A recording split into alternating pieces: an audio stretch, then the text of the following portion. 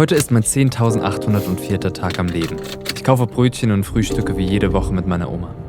Es gibt vielleicht 3 Wochen, in denen ich es in den letzten Jahren nicht geschafft hätte, sie zu besuchen. Als Einzelkind und einziger Enkel liegt auf mir vielleicht etwas mehr Verantwortung als auf anderen. Einkäufe erledigen, Fenster putzen, den Efeu zurückschneiden. Das Aufgabengebiet ist vielfältig, wiederholt sich aber in regelmäßigen Abständen. Häufig sagen gerade junge Menschen, es selten einrichten zu können, den Großeltern Gesellschaft zu leisten und sie zu unterstützen.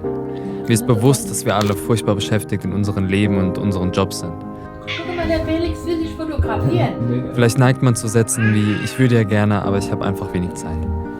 Ich möchte nicht urteilen, jede Familiensituation ist einzigartig.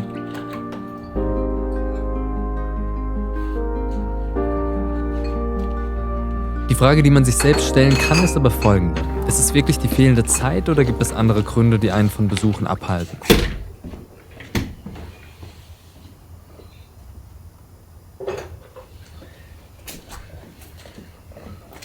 Felix, komm doch mal her. Guck mal, mein Mann, da steht Lichtstrahlen da oben. Was ist das hier? Ich hoffe, das wird Lichtstrahlen. Das war eben so ein Leuchten. Das war wahrscheinlich das Weiße da, das hat reflektiert. Für mich hat der Kontakt zur ältesten Generation der Familie eine besondere Bedeutung. Vielleicht, weil meine Großmutter das einzig verbliebene Elternteil meiner Eltern ist. Vielleicht, weil ich es von klein an gewohnt bin, zusammen mit meiner Mutter dort Zeit zu verbringen. Dieser regelmäßige Kontakt sorgte dafür, dass meine Großmutter zu einer wichtigen intellektuellen Inspiration wurde. Ihr ermöglichte der Umgang mit mir vielleicht etwas mehr Verständnis für die Themen jüngerer Menschen. Es war irgendwie eine Beziehung auf Augenhöhe, obwohl viele Jahre zwischen uns lagen.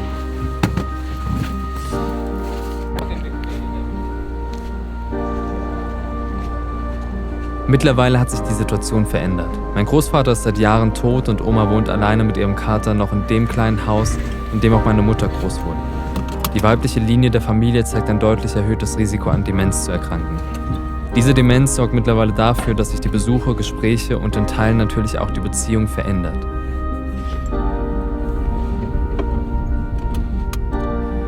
Ihr Leben ist mittlerweile geprägt von Ängsten, Unruhe und dem Kampf gegen das Vergessen. Überall liegen kleine Erinnerungszettel, im Kalender wird jedes Detail festgehalten, das nötig sein könnte. Der Mensch ist in der Lage, eine Demenz zu kaschieren, zumindest oberflächlich. Geht es aber über Smalltalk hinaus, fängt die Fassade direkt an zu bröckeln. Dann fehlt den Antworten teils der Zusammenhang und Aussagen werden willkürlich. Kombiniert mit der festen Überzeugung, Recht zu haben, führt das zu Konflikten. Es werden aber die Blätter braun schon, gell? Von den Bäumen. Ja, geht jetzt schnell, manches ist schon richtig erschrocken. Das stimmt. Ja, weil es halt auch nicht regnet. Ja, und weil es einfach schon normal ist, dass jetzt, wir haben ja bald Oktober, also Ja, sicher. fängt halt an. Es hat aber auch alles später angefangen erst. Das war also ein bisschen komisch. Mit dem Corona, das hat alles über den Haufen geschmissen, gell? Ja, aber Corona hatte damit ja nicht viel zu tun, oder? Also mit den Blättern.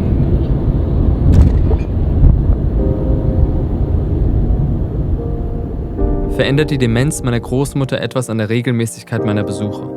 Nein. Natürlich haben sich die Besuche verändert. Das Kommunizieren fällt schwerer, weshalb ich mittlerweile nur noch 3 statt in der Vergangenheit mehr als 5 Stunden bleibe. Es ist keine einfache Situation, aber dieser Mensch, dem man so viel zu verdanken hat, braucht mehr denn je Unterstützung und Gesellschaft. Einfach zuwenden. Und alles, was ich dafür tun muss, ist 3 Stunden in der Woche freimachen. Der Kontakt zu den Großeltern oder auch zu den Eltern ist nicht nachzuholen. Wenn wir aus diesem Kontakt keine Priorität machen und ihn nicht über den Job und Freizeit stellen, werden wir es vielleicht bereuen. Ich sag dir dann Bescheid, wann der Termin ist, Oma. Ja, wenn ich mit dem gesprochen habe, rufe ich dich an. Das steht auf dem Flyer drauf. Ich hab das.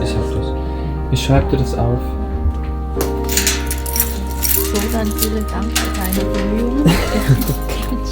Mach's gut. Ich rufe dich an später, ja? Wann rufst du an? Nur ungefähr. Wenn ich mit nämlich heute Mittag laufe ich gerne ein bisschen. Also ich würde den um 5 anrufen und dann rufe ich dich danach an. Ja, Viertel nach 5 also oder nach so. 5. Ja, Kurz nach 5. kurz also, nach- wie du kannst. wenn Nur, ich ihn dass erreiche. nicht, ja, natürlich. Zwischen 5 und 6. Ja, alles klar. Okay, Tschüss. mach's gut immer. Tschüss. Wir sehen und hören uns morgen an meinem 10.805. Tag. Welcher Tag ist heute für dich? Und was macht ihn besonders? Schreib's in die Kommentare.